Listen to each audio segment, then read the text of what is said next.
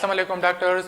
So now let's talk about the very important topic, that is ectopic pregnancy. So in this lecture we will discuss the definition of ectopic pregnancy, what is the incidence rate of ectopic pregnancy, what is the basic types of ectopic pregnancy, what are the causes of ectopic pregnancy, the clinical manifestations of ectopic pregnancy, diagnosis, termination of ectopic pregnancy, and at the last how you would able to manage the patient with a ectopic pregnancy. So students, before discussing this topic in subsequent headings, it is important that first we should know about the uterus, that where it is located, basically what are the parts of uterus, what are the layers of uterus, and which kind of ligaments that is associated with the uterus. So let's talk about the uterus.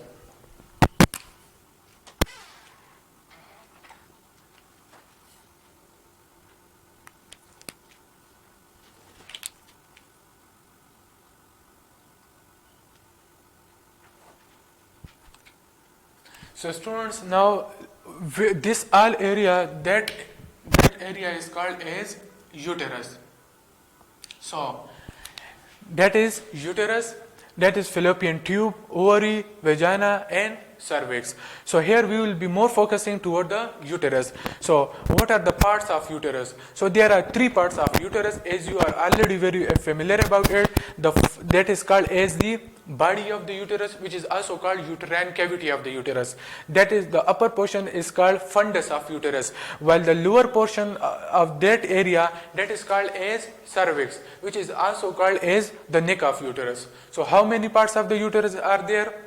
There are three parts of uterus, that is fundus of uterus, body of uterus, which is also called uterine cavity, and cervix, or which is also called the neck of uterus. So that is the parts of uterus. Now how many layers of the uterus? So there are three layers of uterus. It consists of outer layer, middle layer, and inner layer. So outer layer is called as perimetrium, while middle layer is called myometrium, and inner layer is called endometrium. So perimetrium is the outer layer, and it is a basically serosal layer, while middle layer, it consists of smooth muscles, and it is very highly elastic layer, while inner layer is endometrial layer. It consists of various mucus secreting glands. We already discussed uterus in previous lectures. Now what are the important ligaments that are associated with the uterus? So there are four kind of ligaments associated with the uterus. So the first one is, that is ovarian ligament, suspensory ligament, and broad ligament, and cardinal ligament. So ovarian ligament are the type of ligament which connect the ovary to the lateral wall of the uterus, while suspensory ligament is the type of ligament which connect the ovary to the lateral wall of the pelvic wall, while broad ligament is the widest ligament, and it supports the fallopian tube, ovary, along with that it supports the uterus, while cardinal ligament, it supports the cervix. It connects the cervix with the lateral wall of the pelvic wall. So in a nutshell, we discussed that there are three parts of uterus: fundus, body, and cervix. And what are the how many layers of the uterus? Perimetrium, myometrium, and endometrium. What are the important ligaments that are associated with the uterus? That is ovarian ligament, suspensory ligament, broad ligament, and cardinal ligament. So students, that's all about the uterus. But now the important thing is that whenever there is an implantation, so implantation is occur in the uterus. Normally implantation occur in this area. Normally implantation occur in this area, that is uterus. But if implantation occur at any site other than the uterus, it may be implanted if fertilized ovum get implanted in the fallopian tube, or if it implanted in the ovary, even if it implanted in the cervix and vagina. So that is called as ectopic pregnancy. So what is ectopic pregnancy? Ectopic means an outside. Well, what is pregnancy? It is the implantation. It is the implantation of the zygote. And zygote is also called as fertilized ovum. So how you will define the ectopic pregnancy? Simply, it is the implantation of zygote. It is the implantation of zygote or fertilized ovum at a site other than uterus. So that is called as ectopic pregnancy. Normally implantation occur at the uterus, but for any reason, if implantation occur at any site other than the uterus, that is called as ectopic pregnancy. So what are the sites for the ectopic pregnancy? What are the sites for ectopic pregnancy? Implantation may be occur in the fallopian tube. It may be implanted in the ovary. It can, in rare cases, it can implanted in the cervix and vagina. Also, it can implanted in the abdominal cavity. Now, what are the sites for the ectopic pregnancy? So, for the ectopic pregnancy, the most common site for the ectopic pregnancy, that is fallopian tube. The second most common site for the ectopic pregnancy, that is ovary. So fertilized ovum get implanted here. It can also implanted here. In rare cases, it is also documented that it can implanted in the cervix or vagina. So, if implantation occur at any site other than uterus, that is termed as ectopic pregnancy. Now, let's talk about the incidence rate of the ectopic pregnancy. So, the incidence rate for the ectopic pregnancy that are 200 to 300 ratio 1. So, what does it mean? It means that if 200 to 300 female conceive pregnancy, then all of those females, there is only one female who has a high risk to develop the ectopic pregnancy. So if 200 to 300 ratio 1 means that if 200 female conceive pregnancy, so there is only one female chance to develop the ectopic pregnancy. And it is also documented that the people of black race, they are more prone to develop the ectopic pregnancy, like the people of West Indies and Kenyans, so they are more prone to develop the ectopic pregnancy. So students, that's all about the general overview regarding the ectopic pregnancy. Now let's discuss the types of ectopic pregnancy. So how many types of ectopic pregnancy? Types of ectopic pregnancy. So students, there are two types of ectopic pregnancy. That is called as intrauterine ectopic pregnancy, extrauterine ectopic pregnancy. So it is contributed as 1.5% and it is contributed as 9.5%. So intrauterine ectopic pregnancy is a type of ectopic pregnancy where implantation occur within the uterus. If implantation occur within the uterus, and as we discussed earlier, the uterus has three parts, that is fundus, body and cervix.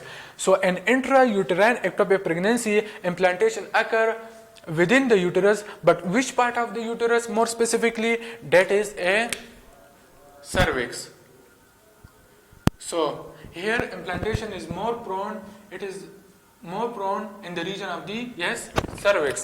So an intrauterine ectopic pregnancy, implantation occur within the uterus, and which part of uterus? That is cervix, and that's the reason that sometimes it is called as cervical ectopic pregnancy. That is called as cervical ectopic pregnancy. Now moving toward the extrauterine ectopic pregnancy. So it is a type of ectopic pregnancy whenever implantation occur outside the uterus. If implantation occur outside the uterus. So if uterus is not involved, so what are the remaining parts? So the implantation can occur in the fallopian tube, it can occur in the ovary, it can occur in the abdominal cavity, even in rare cases it can implant it in the cervix and vagina. So in the extrauterine ectopic pregnancy, what are the sites for it? The sites, what are the sites for extrauterine ectopic pregnancy? So it can implanted in the fallopian tube, which is also called viaduct. Implantation can occur in the ovary. Implantation can occur in the abdominal cavity. And it is also being reported that in rare cases, implantation can occur in the cervix and vagina. Now, if implantation occur at a site other than the uterus, that is called as extrauterine ectopic pregnancy, means that implantation is now occurring outside the uterus. Now the question is that out of all remaining parts, which of the part is more prone for the implantation? So the most common cause for the extrauterine, the most common site for the extrauterine ectopic pregnancy is the fallopian tube. The fallopian tube involved in 95% case, while ovary is involved as 0.05% case, and abdominal cavity contributed in 0.03% case. So what are the sites for extrauterine ectopic pregnancy? That is fallopian tube, that is ovary, that is abdominal cavity, and rare cases it can involve the cervix and vagina. So what are the most common site for extrauterine ectopic pregnancy? That is fallopian tube. The second most common cause for the extrauterine ectopic pregnancy is ovary, while the third common site for the extrauterine ectopic pregnancy is the abdominal cavity. Now, as we know that the most common site for the extrauterine ectopic pregnancy is the fallopian tube, as this region is called fallopian tube. Now the question is that at which area the extrauterine ectopic pregnancy is more commonly occur in the fallopian tube. So as we know that the fallopian tube consists of 4 parts. That is the funnel shaped area that is continue with the finger-like projection, that is called as infundibulum. So this dilated part is called ampulla. It is the most common site for the fertilization, while the constructive portion is called isthmus, while the 1 centimeter part of fallopian tube that lie within the uterine cavity, that is intramural portion. Okay, so the 4 parts of fallopian tube are infundibulum, ampulla, isthmus, and intramural portion, which we already discussed it previously. So the most common site for the extrauterine ectopic pregnancy in the fallopian tube, that is ampulla. So the most common site for extrauterine ectopic pregnancy in the fallopian tube is ampulla. The second most common site of ectopic pregnancy in fallopian tube, that is intramural portion, while the third site, that is isthmus, while the least site that is involved, that is infundibulum. So student, that's all about the types of ectopic pregnancy. It is, once again I will repeat it, the types of ectopic pregnancy is broadly classified into intrauterine ectopic pregnancy and extrauterine ectopic pregnancy. Intrauterine ectopic pregnancy occur within the uterus, mainly it involves the cervix, that's the reason it's called cervical ectopic pregnancy, while extrauterine ectopic pregnancy occur any region other than the uterus. Commonly it involves fallopian tube, followed by ovary and the abdominal cavity, even cervix and vagina. The most common site for the extrauterine ectopic pregnancy is fallopian tube. Out of fallopian tube, the most common area is ampulla. So student, that's all about the types of ectopic pregnancy. So now let's talk about the etiology of ectopic pregnancy. That what are the causes of ectopic pregnancy? So there are various causes of ectopic pregnancy. So coming toward the causes, that is etiology. Causes of ectopic pregnancy. So, some of the causes of ectopic pregnancy consist of the first one is pelvic inflammatory diseases. That is pelvic inflammatory diseases. And advanced age in female. The second cause of ectopic pregnancy, that is advanced age in the female. Third is intrauterine contraceptive devices. It also consists of previous history of ectopic pregnancy. It consists of another cause is previous history of ectopic pregnancy, assisted reproductive technique, ART, assisted reproductive technique, and it also, the cause of ectopic pregnancy consists of sexual transmitted diseases and scanning from previous pelvic surgery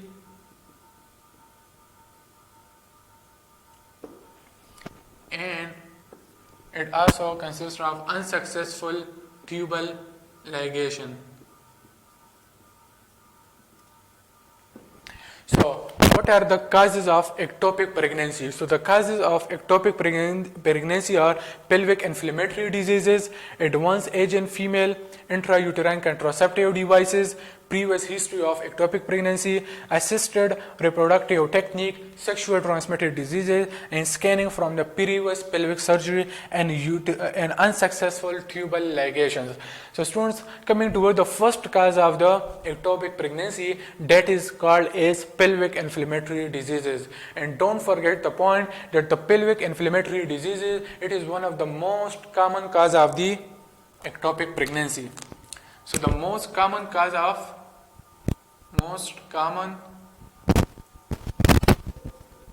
of ectopic pregnancy is pelvic inflammatory diseases. And what are the cause of pelvic inflammatory diseases? The cause of pelvic inflammatory diseases is chlamydia trachomatis.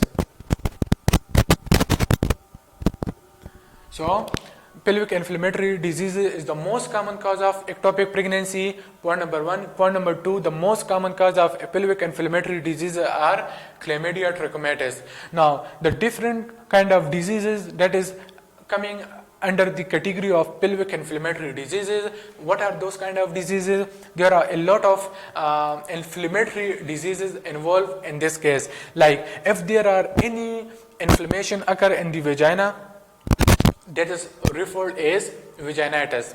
And if there is any inflammation occur in the cervix, that is called as cervicitis.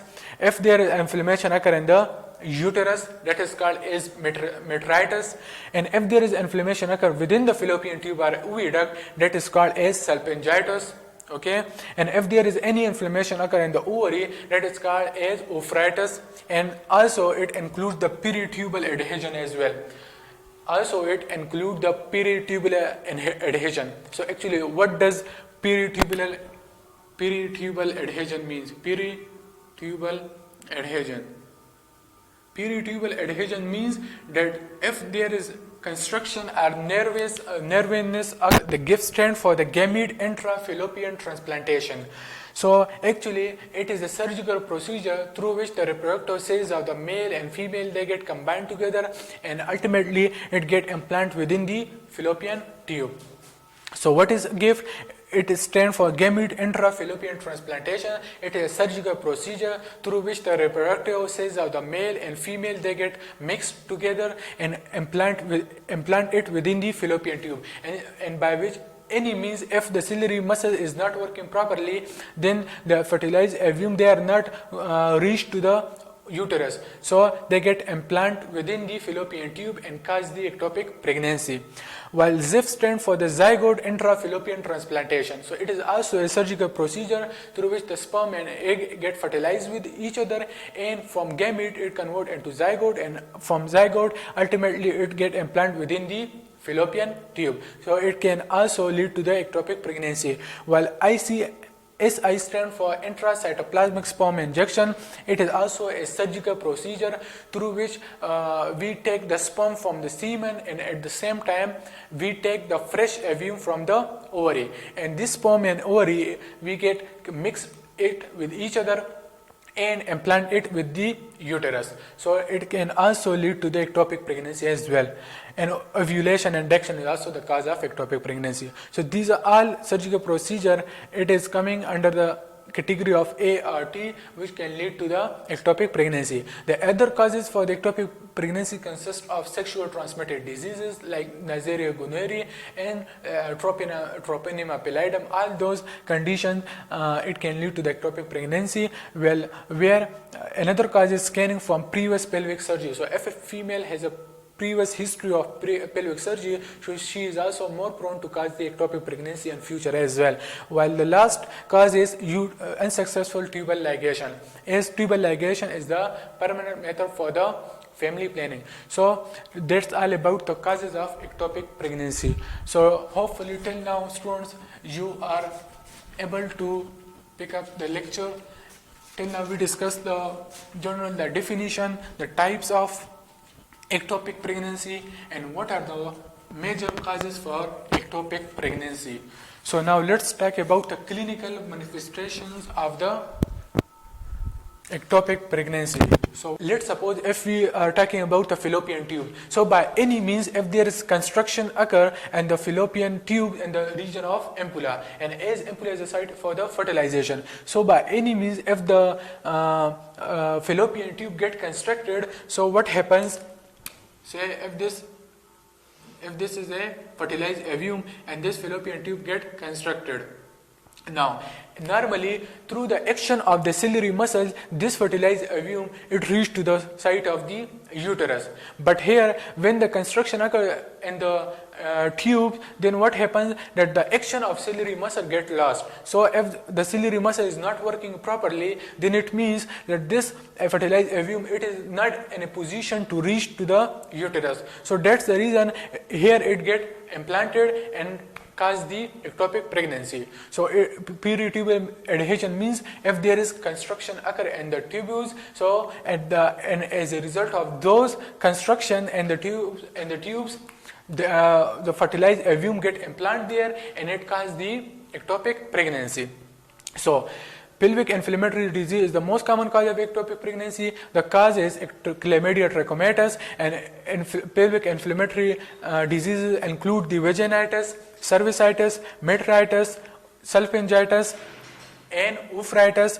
Also, it contains the peritubal adhesion. So that's all about the most important cause of the ectopic pregnancy, that is pelvic inflammatory diseases.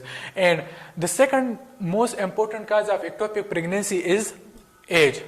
So age factor is also play an important role in the ectopic pregnancy. So if a female has an age above 30 years, so she has a high risk for the ectopic pregnancy. So with the passage of time, the risk of ectopic pregnancy increases. So if a female has an age above than 30 years, then she is more prone to cause the ectopic pregnancy. So age is also play a very important role. The third cause of ectopic pregnancy is intrauterine contraceptive devices. If a female use contraceptive devices, they have a major risk of ectopic pregnancy as well.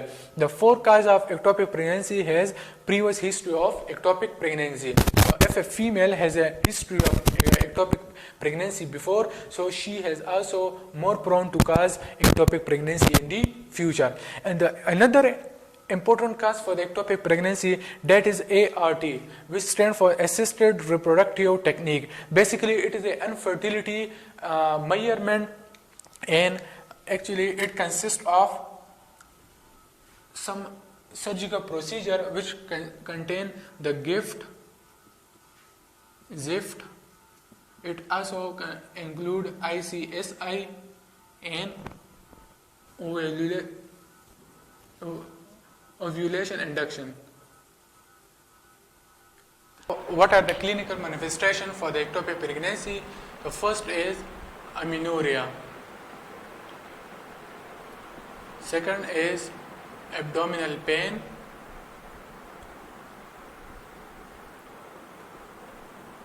Abnormal vaginal bleeding.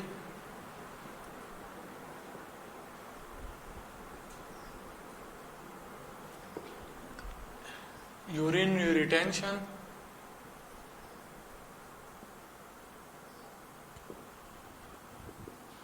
Shoulder tip pain.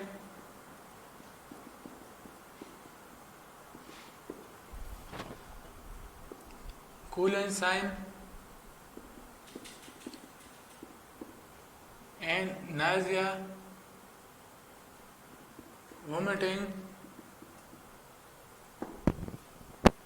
and syncope and shock. So, if a female is suffering from ectopic pregnancy, so she would be likely presented with the amenorrhea. So, amenorrhea is the absence of menstruation. It is present in 80% of the patients of 6 to 8 weeks of duration. It means after 6 to 8 weeks, the tubes get ruptured. So, the most common complaints of the females suffering from ectopic pregnancy, that is abdominal pain. So, abdominal pain is the most common complaint of the patients, and this abdominal pain, it is aggravated when female defecate. Okay, and this abdominal pain, it starts in the lower abdominal area and then it spread upward and ultimately it involves the whole abdomen. And this abdominal pain, it is usually intense, so female should have to take a lot of specific medicine for it. If they are not taking medication, so it would be a lot of critical pain as well. So abdominal pain, it is more intense and it is aggravated when female defecate, and it starts in the lower abdominal area and ultimately it spread upward and cover the whole abdomen, and it is the most common complaint of the patient with ectopic pregnancy. And the third complaint of the ectopic pregnancy patient is abnormal vaginal bleeding, but it is not the important sign for the ectopic pregnancy patients, and actually it is small. It is present, the vaginal bleeding occur in minor cases and it is usually dark in color. And the third manifestation of the patient is urinary retention and the shoulder tip pain. Shoulder tip pain is also the important clinical manifestations of the patient with ectopic pregnancy. And shoulder tip pain, actually it is a radial pain and it is correlated with the abdominal pain. It means, as we discussed earlier, the abdominal pain, it starts in the female in the lower abdominal area and then it spread upward and cover the whole abdomen. And from the abdomen, it reaches to the shoulder.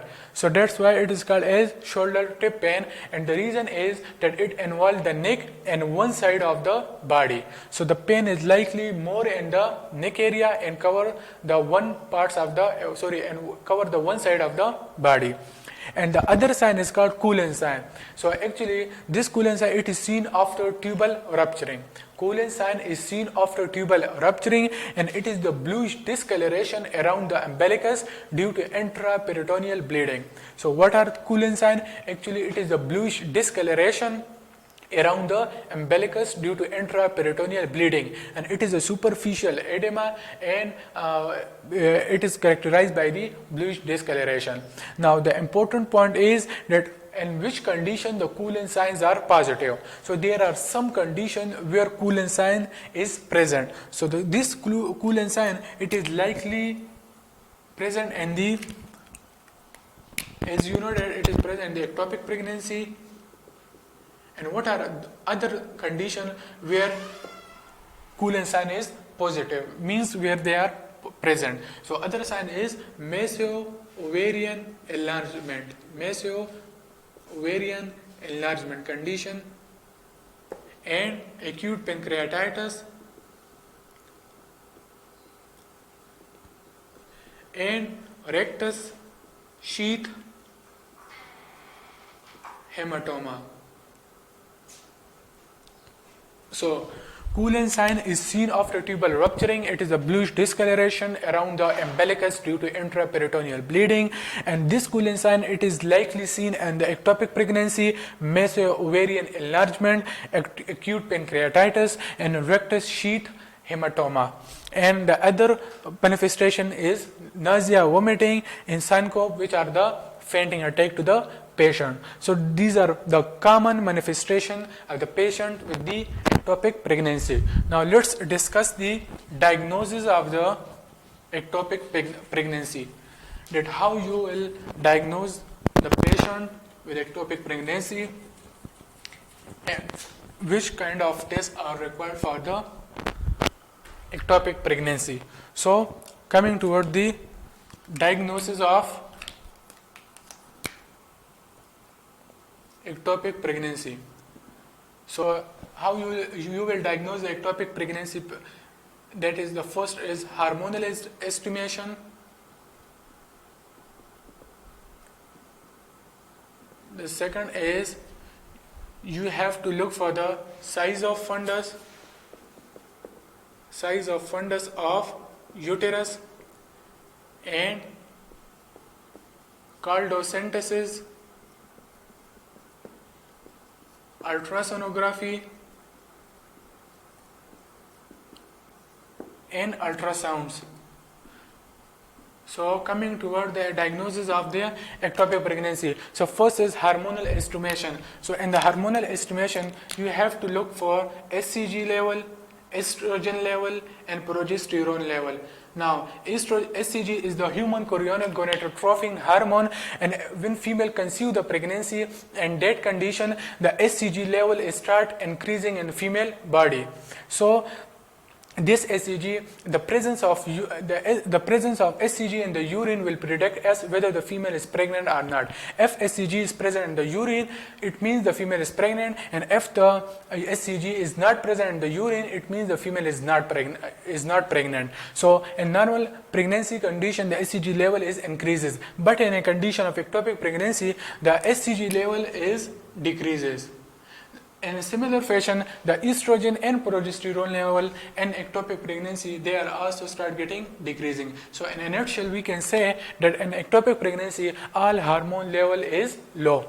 Now coming to the size of fundus of uterus. As we know that by definition, ectopic pregnancy is the implantation of fertilized ovum at a site other than uterus, meaning it doesn't involve the uterus. If implantation occur in the uterus, so in that area, in that uterus, let's suppose in that area, like in uterus, it become more vascularized, it become thickened, and the size is further increases of the uterus. But in the condition of ectopic pregnancy, implantation is not in uterus. Implantation is occur other parts other than the uterus, like it is occur in fallopian tube or ovary or any other area, but not in uterus. It means the size of the fundus of uterus in ectopic pregnancy, it is normal, because implantation is not occur in the uterus, so size of the fundus of the uterus, it is not affected, it is not increased. Okay, so in ectopic pregnancy, the size of fundus of uterus will be normal, it is not increased. Now what is caldocentesis? Caldo is a term that is for pouch of Douglas, while centesis mean to aspirate. So caldocentesis mean to aspirate the fluid through the recto-uterine pouch. So this is called a caldocentesis. If blood is present in the fluid, it will show ectopic pregnancy. If blood is not present in the fluid, it means there is no any ectopic pregnancy. Well, let's talk about the ultrasonography. The ultrasonography is the most easiest way to find out the ectopic pregnancy. It is the most easiest way to diagnose the ectopic pregnancy. That is ultrasonography. While ultrasound, we have to do ultrasound as well in the form of abdominal ultrasound.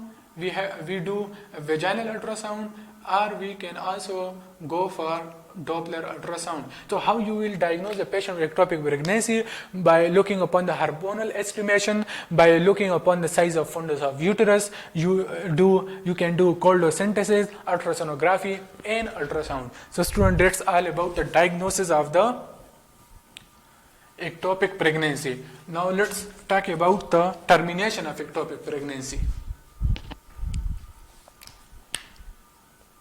Termination of ectopic pregnancy. So termination of ectopic pregnancy occur through the tubal abortion, through tubal mole, and through tubal rupturing. Actually, tubal abortion, it is the extrusion of the product of conception through the femuri that is coming into the peritoneal cavity. Let's suppose this is a fallopian tube, and as we know that, and the area of ampulla, it is a site for implantation or fertilization. Sorry, it is a site for fertilization. So let's suppose this is a zygote or fertilized ovum or product of conception. So in tubal abortion, we remove the product of conception on both sides of the fallopian tube. So what happened? The product of conception, it is removed and it is coming out from the fallopian tube through the femuri, and ultimately it comes into the peritoneal cavity, and it lead to the intraperitoneal bleeding. So in the tubal abortion, there is extrusion of the product of conception.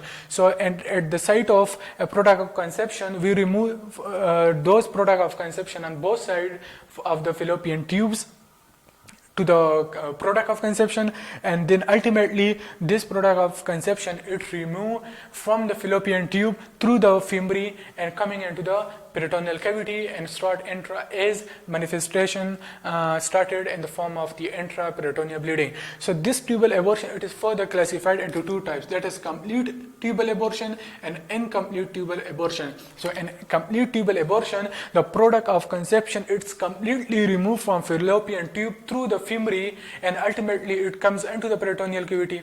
While in incomplete tubal abortion, the some portion of the product of conception, it removed from the fallopian tube through the femuri, but the certain portion, it's still they are in a fallopian tube. So that is called as incomplete tubal abortion. And tubal mole, the product of conception, we remove the product of conception from the fallopian tube, but we remove those product of conception gradually and slowly. While talking about the tubal rupturing, and tubal rupturing, as we know that the fallopian tube consists of four areas, that is infundibulum, ampulla, while the narrowest portion, that is called as isthmus. While by any means, if there is product of conception stay in the isthmus, so what happens is isthmus is already a very narrowest area. So because of implantation of the fertilized ovum to the isthmus area, it become more thick, it become more constricted. So what happens? If it become more constricted, so this isthmus become ruptured. It become ruptured and become destroyed, and ultimately this product of conception is no more able to stay over there, and it remove from the fallopian tube through the femuri from the fallopian tube and comes into the peritoneal cavity and presented in the form of intraperitoneal bleeding mainly. So that's all about the termination of ectopic pregnancy. That how you would terminate the ectopic pregnancy. You would terminate the ectopic pregnancy in the form of tubal abortion, in the form of tubal mole, and in the form of tubal rupturing. Now coming toward the last part of the lecture, that is management of the ectopic pregnancy. That is management of ectopic pregnancy. So students, if there is unruptured ectopic pregnancy, if there is unruptured tubal pregnancy, so you have to do conservative approach. You have to go for conservative approach. But if there is ruptured tubal pregnancy, then you have to do surgical approach. So if there is unruptured tubal pregnancy, you have to go for conservative approach. If there is ruptured tubal pregnancy, then you have to do surgical approach. So coming toward the first approach, that is conservative approach. So students, conservative approach, it is classified into two parts, that is conservative medical management and conservative surgical management. And conservative approach, we have to go for conservative medical management and conservative surgical management. So what are the indications for the conservative medical management? So if the fetal size is less than the 3 centimeter, if fetal size is less than 3 centimeter, and if beta HCG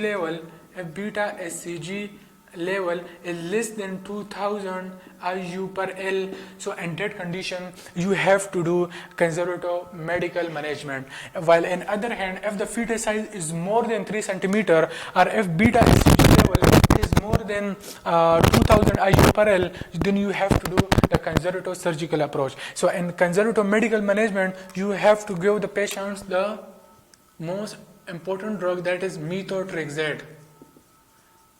And this methotrexate, it is given in the form of 50 mg dose intramuscularly. And after 4 to 5 dose, that is given is in an injectable form. And after 4 to 5 days, you do another injection of methotrexate with the same dose. So that is methotrexate, and you have to give prostaglandins in the form of PGE2 and PGF2 alpha. That is prostaglandin and mifepristone. You have to give mifepristone and hyperosmolar glucose and actinomycin D and potassium iodide. So the medical management includes the certain medication in the form of methotrexate. Methotrexate is the drug of choice, and it is given in the form of 50 mg and as an injectable form intramuscularly. After 4 to 5 days of initial injection, after 4 to 5 days, you will do another injection of the same dose of methotrexate, and you also give prostaglandins, mifepristone, hyperosmolar glucose, actinomycin D and potassium iodide. So that's the conservative medical management. Was starting with the conservative surgical management. So in the conservative surgical management, it includes the salpingotomy. Salpingotomy means that you have to apply incision in the particular area. Say if their implantation occur at the site of ampulla and a womb is get implanted in the fallopian tube, then you have to give a small incision of round about 15 millimeter over that area and remove those part. That is salpingotomy. While in another you have to go for the segmentation. You have to go segmentation and resection and anastomosis and salpingectomy. Salpingectomy, now fallopian tube is so much destroyed and disrupted that now we remove the whole fallopian tube. So that is the treatment for the unruptured tubal pregnancy. While for the ruptured tubal pregnancy, we have to do surgical approach. So initially we give the anti-soft treatment, and after that we will recommend the patient, that is mainly laparotomy, and also we do salpingotomy.